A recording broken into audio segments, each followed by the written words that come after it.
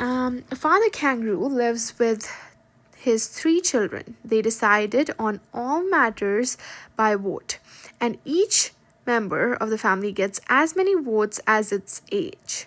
The father is aged 36, and the children are 13, 6, 4 years old. So the father always wins. How many years will it take for the children to win all the votes?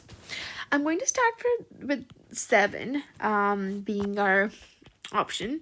The reason why I'm doing this is because after 7, like, if it's not 7, I know that it won't be 5 and 6. It would either be these two.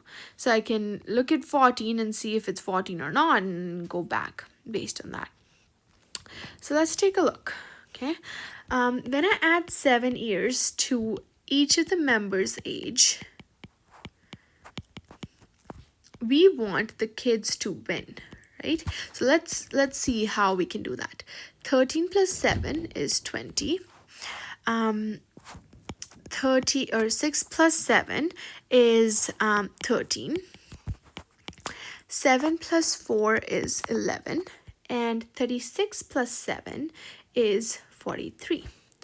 So let's add this. 20 plus 13 plus 11 gives me 44. And that's just enough votes for them to win if all of them agree. Awesome.